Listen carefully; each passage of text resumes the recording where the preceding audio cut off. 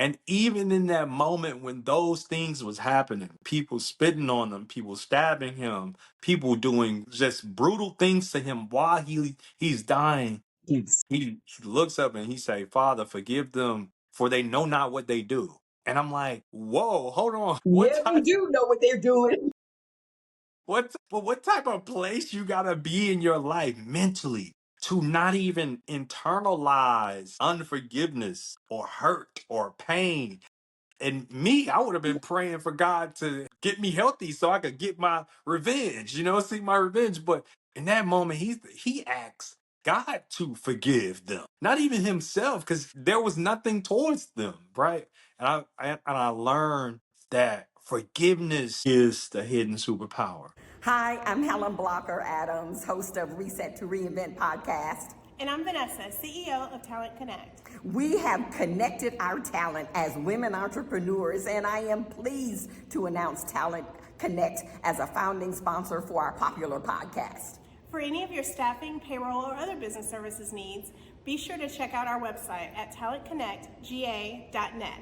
That's talentconnectga.net. And don't forget to subscribe to our popular YouTube channel, Reset to Reinvent YouTube channel.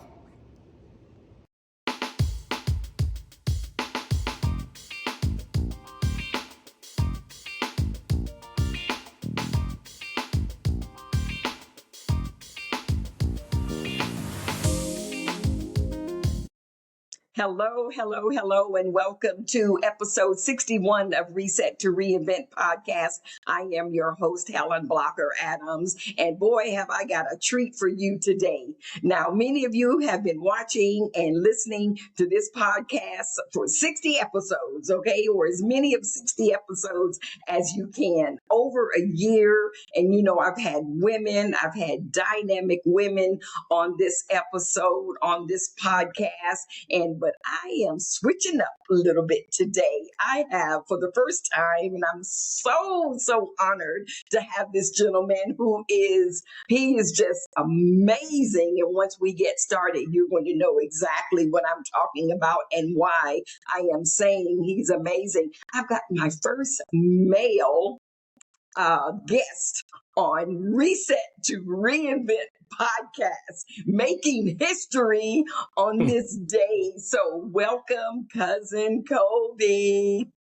Thank you, Helen. I'm honored. I'm so honored to be the first male, and definitely just to be on your show and to be in the presence of greatness. So yes. Oh, you're amazing. Now, let me tell you. So, folks, this book right here, first of all, let me just say, I love the cover. I love the color. Whoever designed the cover of this did an excellent job. The name of Cousin Colby's book is Hidden Superpower. And what I like is he's got all of these positive words, positive affirmations, believe, courage, goals, courage. I notice you have courage on there twice. Mhm. Mission, perseverance, challenge, imagination, focus, action, dare, ambition. This is, and don't forget hope. Hope is in there too. And Yeah. this is Cousin Colby, and we're going to share a little bit of his story. We're going to let you know where you can get his book. But as you can see, I've got mine, and let me tell you. Okay, so first of all, if I seem a little hyped, Cousin Colby, I am. I really am. I'm a naturally hyped up person, but I'm really stoked as I'm sitting here having this conversation with you. But as I started reading the first chapter, you know how you go to a movie or you're watching a movie on TV, and let's just say the first 5 to 10 minutes, it's either going to be like, this is going to be good, or sometimes they start off kind of slow and you're like, okay, do I give it the benefit of the doubt and keep watching for a few minutes? Yeah. Dude, you didn't waste no time with this one. Chapter 1, let me tell I'm going to read it for the folks, okay? Okay. Now, I'm not going to give a whole lot, but That's chapter okay. 1, first of all, the chapter is super, not so super. And the very first sentence, well, the first 2 sentences Man, you just took off. You were making sure that, okay, if anybody wants to just not read my book or think it's going to be boring, let me just go ahead and just put it out there. Here's Yeah. what it says. The voice on the other end of the line was a shard of glass, sharp and final. Bro, Marcus just got shot. Those are the first two sentences in your book, outside of in terms of the chapter of the book. Hmm. Hmm. Cousin Colby, Yes, ma'am. tell me about this book. Tell me about your story. Hmm. You are born in the middle of nine brothers, Yes. abandoned by your mother at Hmm. 6 years old. Hmm. So you had no sisters, No sisters. no All sisters. boys. Yeah. All I mean, boys. all that testosterone in the house. Yeah. Oh my gosh. Yeah. You have quite a story. I mean, you lost two brothers, you lost your Um, father, three brothers and my father. Yeah. three brothers. Hmm. Yeah. Oh yeah, it sure does say. Okay, so I don't even know where to get started. Yeah. First of all, what made you decide to write this book? What was it that, after all that you went through, and we'll talk a little bit about that, but at what point, because you're talking some serious personal information in this Sure. book, and a lot of times people shy away from that because they don't want people to know. What Yeah. was the trigger that made you say, you know what, I have got to share my story? Um, for me, I think it was like outside of like God just letting me know that I had a message to share. Um, it was like, man, like I shared this with someone the other day, and I said, like, I feel like everyone should write a book because like this become a blueprint for your legacy's legacy, right? And I think that sometimes like I just imagine like if if I would have known who I was connected to in my bloodline, maybe the path would have been greater. Maybe the arch of success would have been greater. So, so for me, the motivation was like making sure that my kids, my kids' kids, kids, like had like a blueprint and understood who this dude was that they're most connected to. So that was like the why, and that was the push. The other reason was like there's some stuff I had to get off. I think a lot of us we wear trauma daily, and we're just living a life where we just truly surviving. And I think we underrate trauma and how it affects all of our decisions daily. Mhm. And for me, it was like I have to remove this because I started to live like, oh, it was a crutch. I would start my stories off like by saying, "Oh, my mother left me when I was 6." And I would lean on that. I would lean on the identity of, "Oh, this is why I don't have this success," or "This Mhm. is why I can't reach this far. It's because I didn't have my mother, or I didn't have this, or I lost my brothers, or I lost my father too early." And it became this identity for me, and I had Mhm. to remove it. So, in essence of removing it, it was like writing it. I had to tell this story. So, did you journal a lot growing up, or did you at some point say, okay, I am going to write this book, and I know God says that I've got a voice, and you just started writing and thinking back, because you had to Yeah. go back to Yeah. to put this together. No, I didn't journal. I went to like I had went to a place in my life, one of the darkest places of my life where I couldn't um I was losing memory. I was losing things that I value. Like, things when my kids were born, my wife might be like, "Hey, do you remember this?" And I'm like, "No." Like, and I would truly like try Mhm. to remember, and it would take Wow. me days to try to find it. And I could never find it. And I'm like, "Oh, okay, maybe I'm not okay."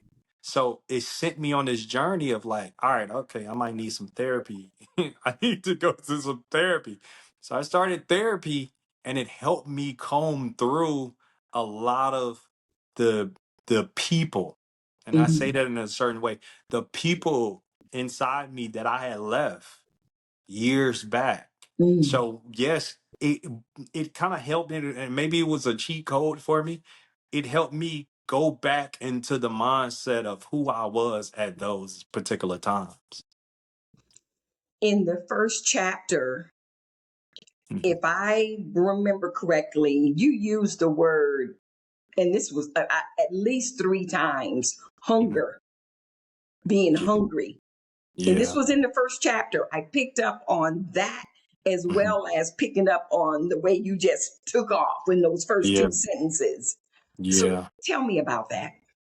Well, no, out of all my brothers and my family, I was the only one that didn't go to jail or prison, and it wasn't because I wasn't doing anything bad. I think I was a chosen one. And being one of the chosen, like I had a duty, I had an honor to, or I had something to hold on to in the sense of, all right, like you were picked. You have a responsibility now.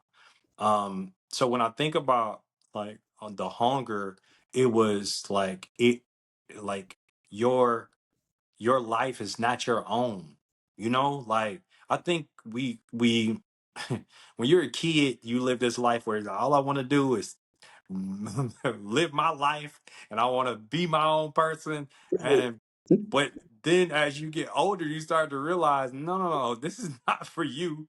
Like what you do today, you give somebody else permission to do, right? Somebody who's following, somebody who's looking at you, somebody who's going through the same footsteps.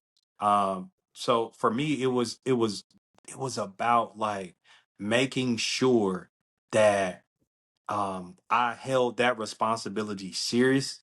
I carried what I was supposed to carry, which I'm still carrying today, but I just honored God in that, right? Mhm. So, and I think for us, we register it as hunger, but hunger alludes to purpose. So I believe that's the essence of where it go, but it starts with maybe a starvation first. You're looking for something. You don't know what it is. Oh man, I forgot something. I don't know what I forgot. You start there, this seeking.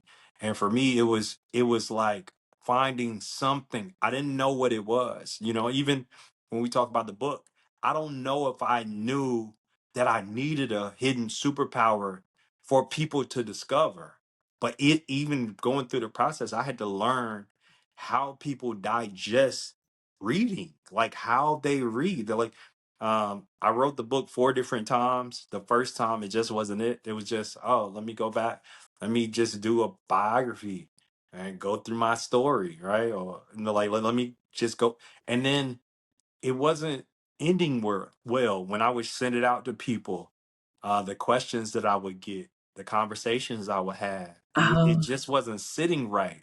It was like it came up that I had resentment towards my mother, or resentment towards my father, or resentment towards people in my life, and I'm like, no, I don't. I want people to feel how I feel now. So it took a while for me to cultivate that feeling, for mm. people to truly understand, like, oh, this is how he feels. And the story that you're going through right now didn't happen to you, it happened for you. For rewrites, for most people writing books, that's Mhm, not unusual. mhm, Four rewrites, five rewrites, mhm. and definitely the fact that you had some people that didn't mind uh giving you the truth of what they Yeah, read versus, oh yeah, it's a great book, cousin Colby, right. it's Yeah. perfect, it's everything. So that's important. Don't you think Yeah. that that played a role in helping you craft the book so that it can accomplish what you wanted it to accomplish? Certainly, you didn't want all yes people to be reading your book to give the green the rubber Yeah. stamp, and it's all good. Yeah, absolutely. Like and I selectively like pick, people who were a little more blunt, a little more real than I am. And people who wasn't afraid to challenge me. Um and with my own discretion, I was able to pick some of the things, even if they were, I was able to pick some of the things apart. But one of the most impactful was probably my father-in-law, Ben Hassan. So when I gave it to him, um, he asked me some questions, and I was like, it made me think. He was like, "Man," and this was the third version of the book. He was like, "You sure you want to put that stuff in there about your father?" And I was like, "Well, it's the truth." So, but it made me reconsider. That he also said to me, he was like, "Man, I," he was like, people always rise to the occasion sooner or later, right? So I was like, okay. And I'm just kind of eating what he's giving me at the time. And then he shares with me about my mother. And this is how I know, because this was like the second time I heard it. This is how I knew people would have felt if they would have got the third version. They would have felt resentment towards my mother, and that's something that I like. I worked through, so I don't have any, you know, lost love or anything for my biological mother, and I want to make sure people get that. And it would, I feel like it would have just changed the entire feeling and the narrative of the book if that would have been what people got. So um he said to me, he basically alluded to that, man, your mother was probably just surviving. She probably did the best that she could, Mm, in the situation or circumstances that she lived through. yeah. And I later learned that sometimes, like, yeah, I think we live life thinking that we were here, and it's a one-way street. Our mothers are just supposed to, take care of us, protect us, or be there for us. But I Right. think the majesty or the majestic side of God, right? Sometimes God will send the children to save the parent. So for me, it was like, all right, just understanding, like, just because this is a traditional way of things, that may not be the purpose here. So I had to learn, like, truly how to forgive. And I didn't know, like, I think biasly we walk around and we walk around with these blind spots. We see life in a blind spot. Mm, And I remember having a conversation with God. I was like, man, like, just praying, just, God, help me with my blind spots. Like, I don't want to be so blind that I'm delusional, mm. right? And I think there's a Oh, there's a wow. there's a real thin line between bias and delusional. And I'm like, I don't want to be so biased that I'm delusional. So God help me. And what he showed me was, I kept showing me things like Jesus dying on the cross. But I'm not the traditional way. I don't look at things the traditional way. I look at things in a way, I call it asking the stupid questions, for lack of better words. But I call it that mainly because I'm like, I'm asking the questions that maybe should be common sense. But anyway, when I think about Jesus dying on the cross, I often share with people, there were moments where people were there to help him die. They and ironically is probably not helping him, but he's dying on the cross, and there were people who were upset that he was dying on the cross, and they wanted him to die faster. Just imagine just that. And even in that moment when those things was happening, people spitting on him, people stabbing him, people doing just brutal things to him while he's dying, Yes. he looks up and he say, Father, forgive them, for they know not what they do. And I'm like, whoa, hold on. What Yeah, they type do know what they're doing. what type of but what type of place you gotta be in your life mentally to not even internalize unforgiveness or hurt or pain. And me, I would have been praying for God to get me healthy so I could get my revenge, see my revenge. But in that moment, he asked God to forgive them, not even himself, because there was nothing towards them, right? And I learned that forgiveness is the hidden superpower. That's the part that we have all like missed.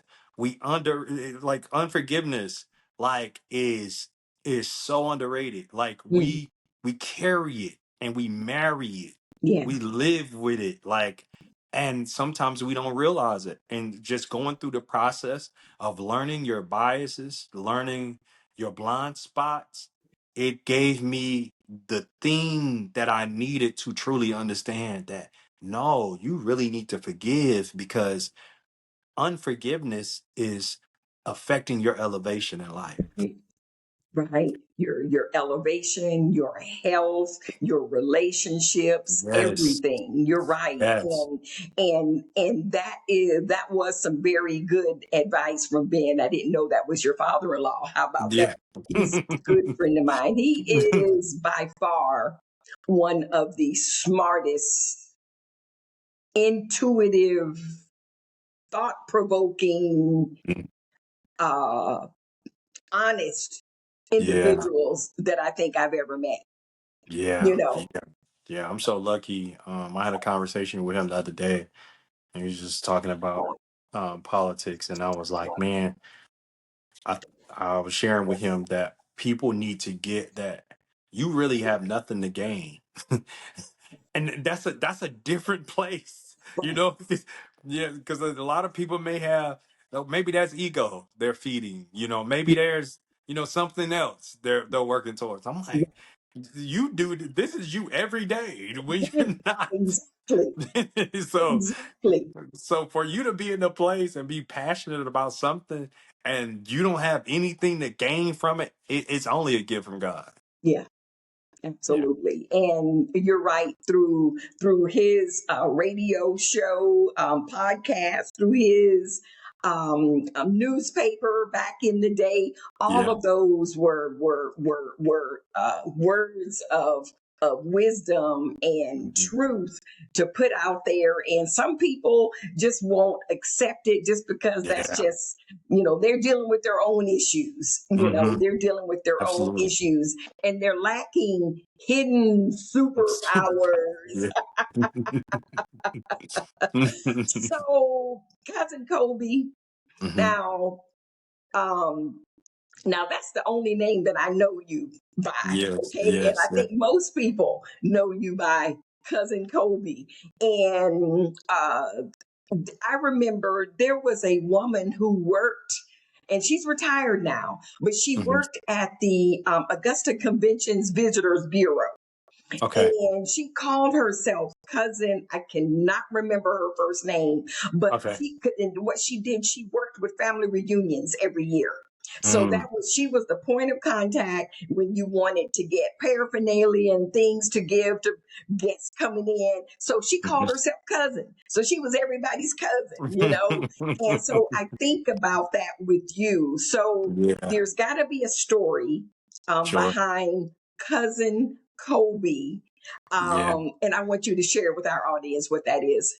Yeah, man. I was at a place in my life where I had I learned my purpose, and my purpose was speaking. Like, I'm a speaker. Put me in front of two people, or 100 people, 1,000 people, and another dude turns on. I don't know where he comes from, but um, I was sent to this one school, and I was setting up a mentoring program, and I wanted to see like some of the challenges they were having at the school, at this particular school, and I asked all the educators. I was like, okay, for this grade level, let me have like all the challenged kids together. And they like, you're sure? I'm like, it was like, you sure? Now in my mind, hey, I had this organization, and it was called Say No to Average, and I'm like, my name is Colby Harris, and Say No to Average is my organization. And that's what I kind of ran with. There was a moment where I'm in this room and it's full of these challenged kids who are hurting and they're struggling. And I'm just sharing my story. I'm just sharing some of the things that we survived, some of the horrible things that we went through. And I think it was self-reflection for a lot of them because they can identify with my struggle because they were currently going through that struggle. And I remember one of the kids was actually talking. And at this point in my life, I was looking for a name. I was like, Colby Harris really don't ring like that for me. Like you could go with any name, but for me, it was like, I don't know what to go with. So I'm gonna just go with my name. But at that particular moment, one of the kids was talking, and one of the ringleaders, I'll say, one of the ringleaders shushed the kid and said, "Be quiet. Cousin Kobe is talking." And when he said that, it was like, and I was speaking at the time, but I heard him, and it was like, oh, that's it. And I just took it and ran with it. I'm like, this is it. I'm cousin Kobe. So yeah, that's the story. Oh wow. Wow. That is, and I'm sure that young man is like, I named him, he's got the bragging rights for that. Yeah, that's. Wow. And and that is how God works too, Hmm. because you knew in your heart of heart that Kobe Harris, that's Yeah. okay, but it just lacking that swag, that Hmm. what you're really trying to get across, Yeah. especially when we think about the title of your book, Hidden Yeah. Superpower. Hmm. And the fact that you like to connect with audiences and talk with young people and build those relationships, it was just perfect for this young Yeah. man to say, well, shh, cousin Yeah. Cody is talking. Yeah. I love it. That is Yes. beautiful. That is Yes. beautiful. So, you asked a question on the back of your book, and it Hmm. says, "What does it take to rise when life keeps burying you?" Hmm. So, that very first two sentences in the first chapter, where your brother Marcus, it says, "Bro, Marcus has been shot." That has got to be one of the life situations that was burying you, and it started from there on. So, and I guess your mom leaving, that was part of it too, but I want to start with the losses, Yeah. Yeah. Kobe. I mean, ah, and how old were you when you lost your brother Marcus?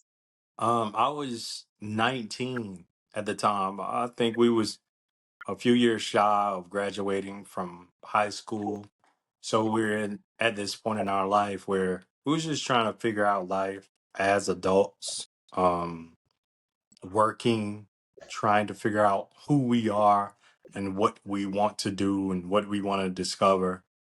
And I remember like just feeling every day around that time that something was gonna happen, but I didn't know what.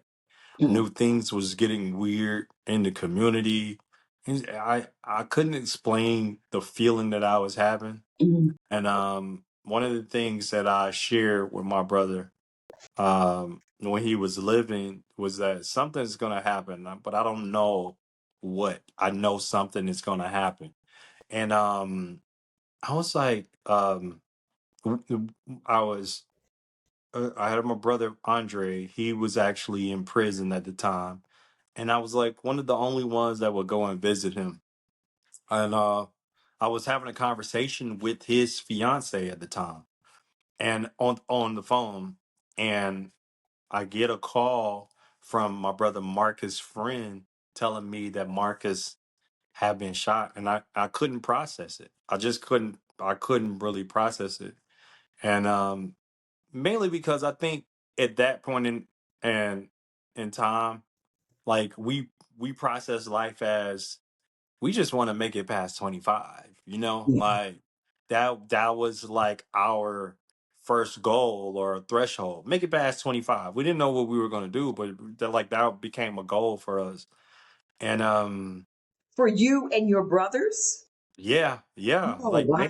make it past 25. And Oh, the um the amazing thing with that was like, you know, like he didn't make it, but it was like, I don't know. I don't even know why that was our internal goal. Like it was just one of this things. It was like make it past 25. Almost like we like there was no life, mm, or that if we make it to 25 we'll be okay, you know.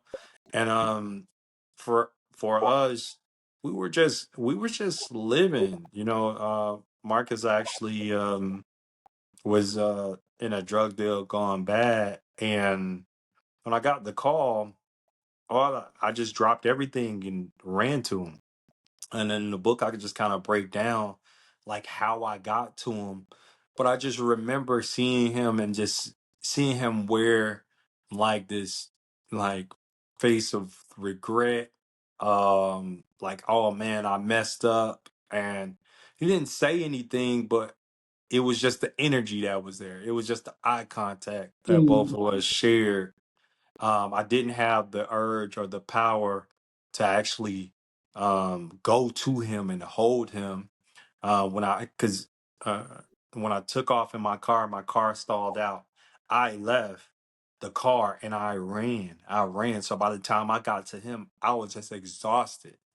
But I couldn't. It was like, and all I could share with him was just breathe, breathe, breathe. mm, And when we got to the hospital, it's like the physician was like, "Hey, my dad was there. He was saying, Mister Harris, we have to go into surgery to see what type of damage this bullet caused, as well as like remove it." And it was like maybe 5 minutes. Like as he was talking to him, it felt like he just walked into the room and turned around. When he came back, he told my father, Mr. Harris, I'm sorry, you know. And I watched my father kind of collapse to the floor, mm, and reality didn't set in for me, you know. Like it really didn't click for me that this was this was the start of some, you know, some real struggle. So I actually went to work the next day, and then it clicked when they show his face on the news, and it was like, oh, you know, um, 20-year-old male was gunned down, and I was like, mm. oh, he's not coming back, Oh, and my heart just melted like into pieces, like, mm, and I don't know what I was thinking. I think I was just surviving. I didn't know. I didn't know. You know, sometimes when you go through trauma, you think you could just sleep it off, you yeah, know, and the next day it'll be okay. right. And it's not. This is something you like have to deal with. And I've been missing that guy ever since. Oh, wow. And so it was almost like a part of you was in denial that no, Yeah. this is the kind of stuff we see on TV, on Law Yeah. and Order and all of that, Yeah. these type Yeah. of things. And he's gonna be fine. He's gonna, when I come home from work, he's going to be there. But Yeah. in reality, because I'm sure Hmm. cousin Colby, I'm sure some people looked at you. Well, probably everybody at your job may or may not have known what had happened at that point. Okay. No. No. So, but That. at some point, somebody had to look at you like, dude, what are you doing here? Yeah. Yeah. Shout out to Mac, man. I'll never forget him. He was always and I admire my elders, and he would always give me wisdom. And he had shared with me, he was like, you okay?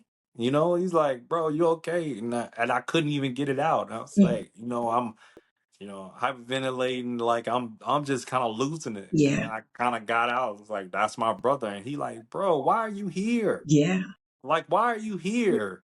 And yeah. I went home, and that's when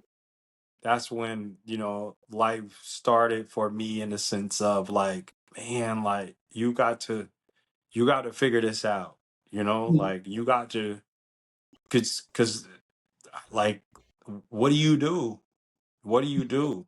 And then first thing, because we grew up in the streets, my first mom was like, "Oh well, we need to get some revenge. Like that's eye for an eye." Yeah. And but my dad, he had a hold on us, like whatever he said was law. So that night he summoned us and he said to us, "Hey, I don't need y'all doing anything stupid. Mhm. Um, because I need y'all here with me." Yeah. And that kind of he wore that pain. He wore the trauma.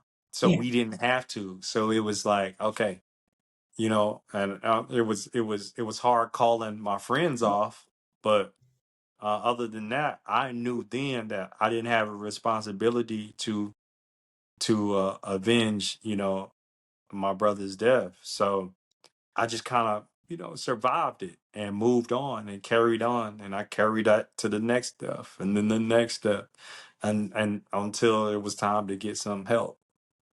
So your father, in your book, you talk a lot about how he worked all the time, multiple jobs to keep food on the table, and a lot of times there wasn't enough food on the table, but Yeah, somehow yeah, but the respect that you all had, the boys, you and your brothers had for your father, for him to say no.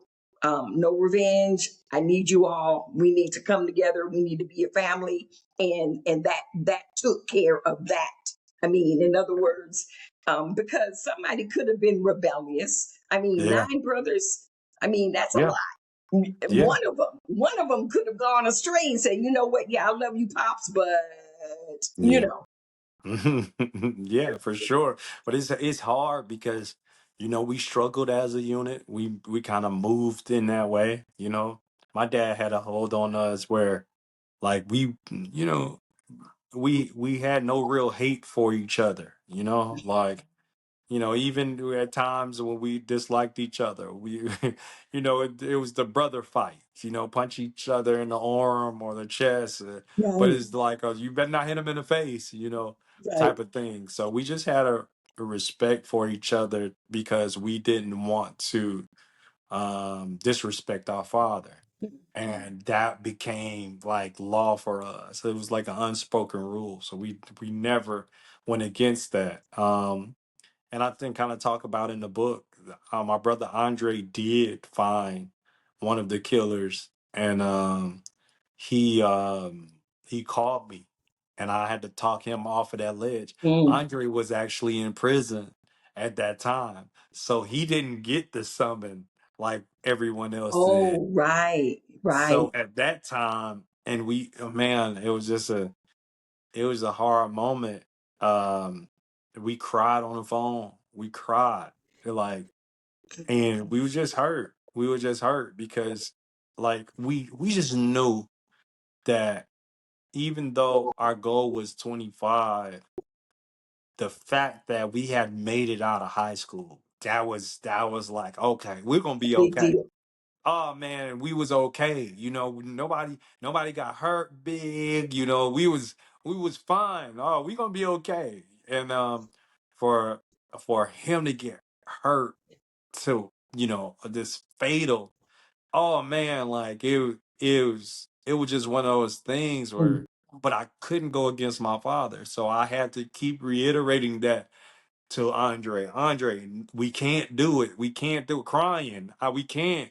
We can't do it. We can't go because we mhm. had never broken this rule, so we couldn't do it. And it was just I don't know. The only thing I could think of, Helen, is it was like a movie. Like it was really like a movie. Like, but he had him, and he wanted to so bad.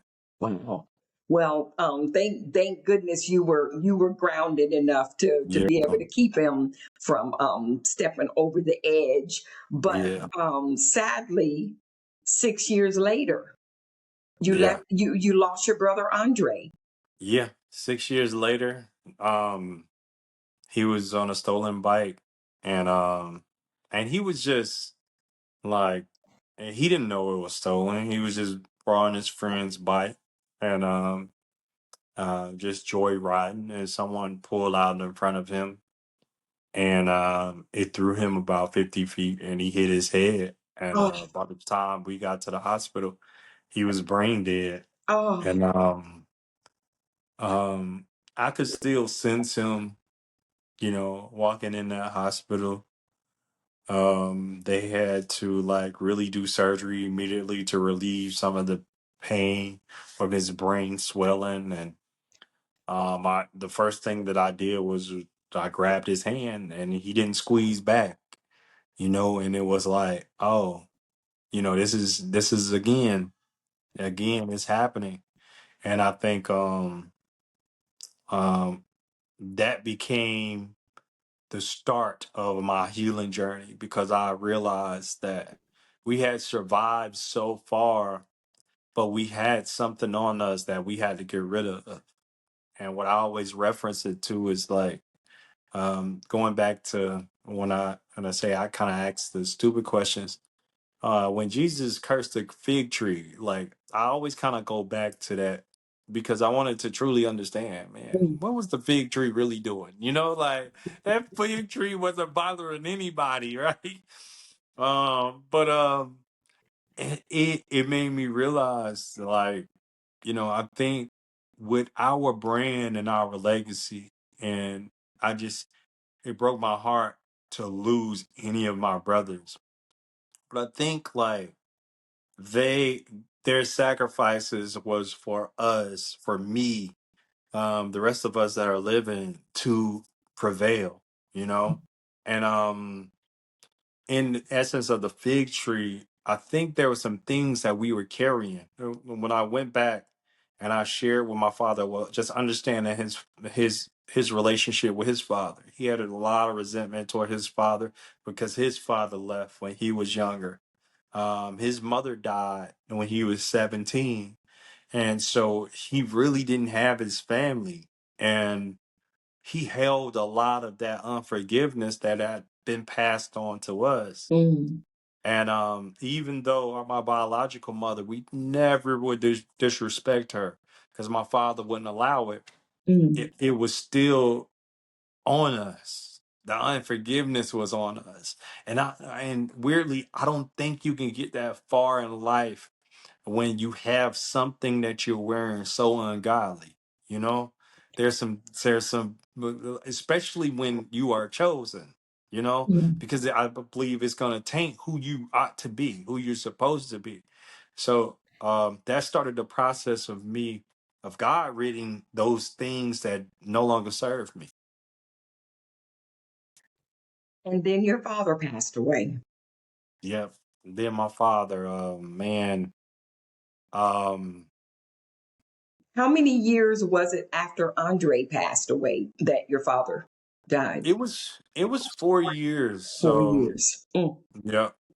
So between Marcus and Andre was 6, and it was 4 with my father. And with him, I just thought we was gonna survive it. He was he went to the hospital, and the doctor told him he had pancreatic cancer, and he only had about 3 to 4 months, and it just felt like 30 days, like it was super fast. Like I didn't think it was going to be that fast. And I even had a conversation with my dad where I was like, Dad, we got to beat this. He was like, no, we going to beat this. We going to mm, beat this. And, like when your father tell you something, that becomes like a covenant, right. um, so I believed that that was going to happen, but I didn't know he was speaking in like dimensions, or he was speaking in like legacy at that moment. He was speaking, no, no, no. Like, we're going to beat this. We're going to beat whatever this is spiritually that we're fighting. We're Mm, going to make sure that this never happened to the bloodline that continues. And mm. I didn't understand it. So I refused to. I refused to grieve. I refused to grieve my father. I became so busy. My father died in 2016. and I didn't grieve him to 2018, 2019. Mm. I was too busy. I was too busy. And then I started to realize, oh, there's something wrong with me. This is not okay, like, and I it was just the blind spots got, more blind, and the I got real delusional about who I was, who I thought I was. And I got bitter with people that I was motivating and pushing and coaching and developing and speaking to, and it just took me to a dark place where I was like, nah, I'm not doing any of this. I remember having a conversation with my therapist, and I was like, no, I'm not doing any of that anymore. I'm not doing the coaching. I'm not doing the inspiring anymore. I'm not doing that. Like, that's no longer my thing. And she laughed. And I remember looking at her like, why are you laughing? And she was like, how you going to tell God what you going to do with the gift he gave you? Oh my goodness. And I was like, oh, like, and I have And to, yeah, I had to learn, like, no, this is something, this too shall pass, and this too, you will survive this, but it, it helped me truly understand, and like, um, that these things is not distracting you or destroying you. These things are developing you. mm, And had my mother been there, I wouldn't have.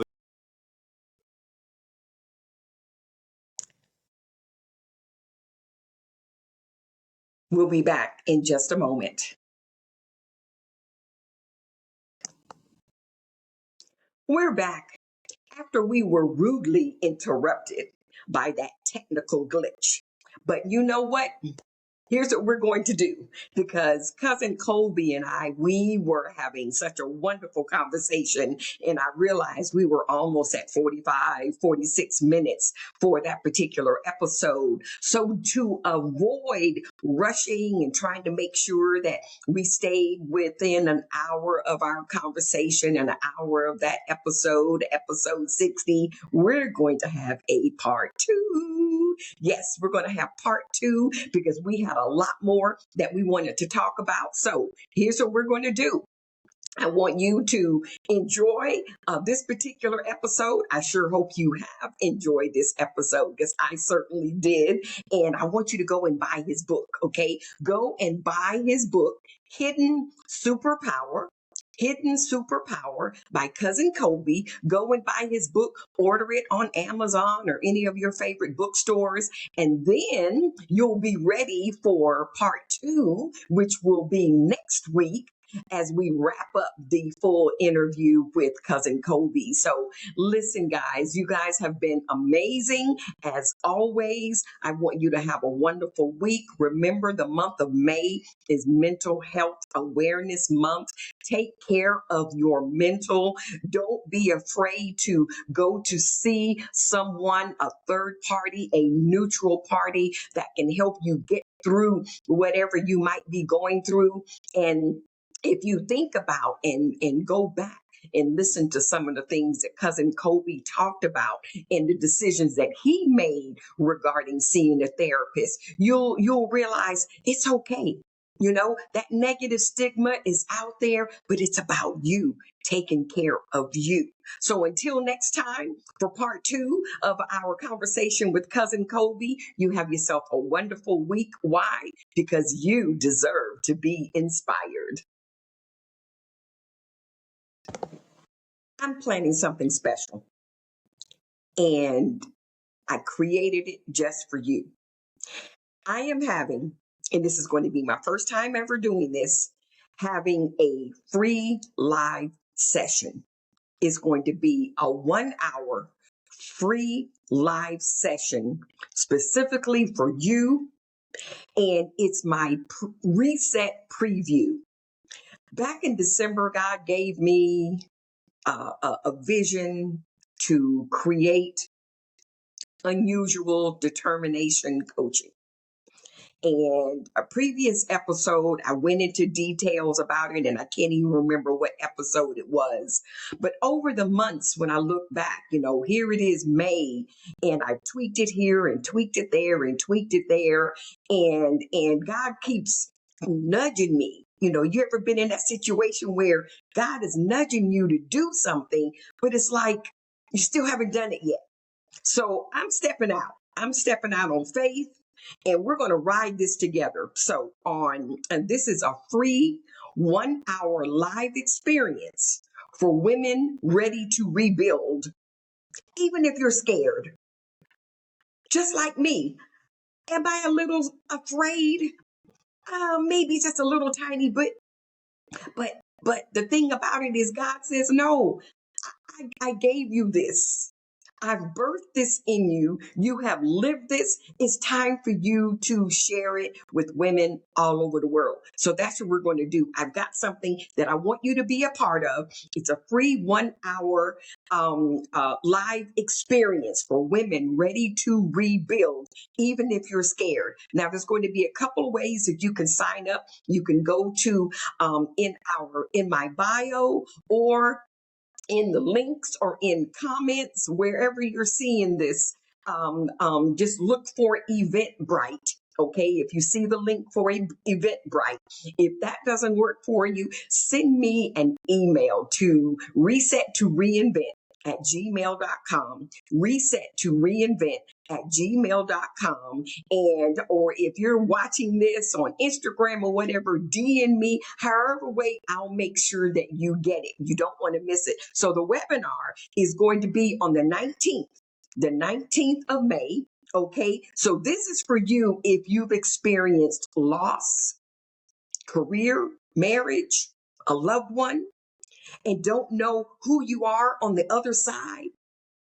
Or this is for you if you're pushing through, but quietly running on empty. We've all been there. I've been there. Okay. And you're tired of surviving and ready to rebuild with intention.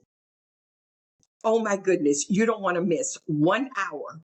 1 hour. I'm going to give you a preview of my full reset framework that God has given me, and it's already in place, but I'm going to give you a sneak peek. This is going to be on the 19th, which is a Tuesday, May the 19th, 7 p.m. Eastern Standard Time. It's going to be live via Zoom. Okay. It is free. And what I want you to do is just right now, go ahead and go into my comments, go in the bio, and look for the Eventbrite.